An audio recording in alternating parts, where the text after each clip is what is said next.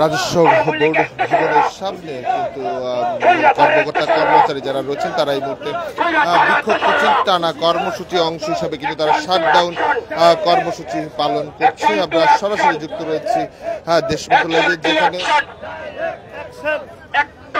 দর্শক আপনারা দেখছিলেন সরাসরি দেশবন্ধু লাইভে। আপনারা দেখার চেষ্টা করছিলাম টানা কর্মসূচি অংশ হিসেবে চেয়ারম্যানের, রাজস্ব কর্মকর্তা চেয়ারম্যানের পদত্যাগ দাবি সহ সংস্কার জন্য পূর্ব আলোচনা, সেই দাবিগুলো নিয়ে কিন্তু রাজস্ব ভবনের সামনে বিক্ষোভ চলছে টানা, এবং এমন পরিস্থিতি কিন্তু পুরো অচল হয়ে পড়েছে। রাজস্ব আদায় এবং আমদানি রপ্তানি সবকিছুই কিন্তু এক ধরনের টানাপোড়ান শুরু হয়েছে, যে কারণে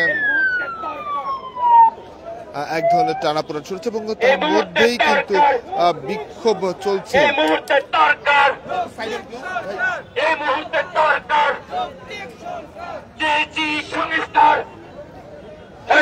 দর্শক আপনারা দেখছেন কিন্তু এই মুহূর্তে বিক্ষোভের যে অবস্থা রাজস্ব ভবনের ভিতরে কিন্তু পুলিশ বিজেপি যারা রয়েছে তারা অবস্থান করছে।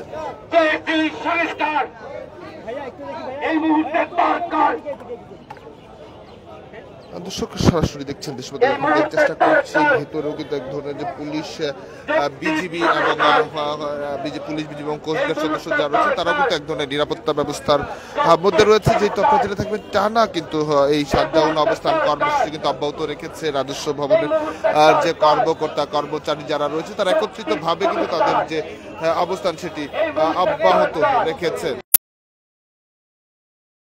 অব্যাহত রয়েছে। এবং যেমনটি দেখছিলেন রাজস্ব ভবনের সামনে চিত্র এটি, যে রাজস্ব ভবনের সামনেই কর্মকর্তা কর্মচারী যারা রয়েছেন তারা কিন্তু দাঁড়িয়ে স্লোগান দিচ্ছে, বিক্ষোভ করছে। এবং অন্যদিকে ভেতরে কিন্তু পুলিশ এবং বিজেপি সদস্য যারা রয়েছে তারা কিন্তু কথা বলছে। তারা বলছে যে ইন্ডিয়ার চেয়ারম্যান আব্দুর রহমান খানের অপসারণ ব্যতীত তারা কর্মসূচি সম্পন্ন হবে না, এবং এছাড়া সংস্কারের আগেও বিলুপ্তির আগেও তাদের সঙ্গে আলোচনার মাধ্যমে নতুন কি কাঠামো হতে পারে, কি পরিকল্পনা হতে পারে, সেটি তাদের আলোচনা দাবি হিসেবে তারা উপস্থাপন করছে। এবং এমন যখন পরিস্থিতি তখন কিন্তু এনবিআর এর সদস্য যারা রয়েছেন তা কর্মী যারা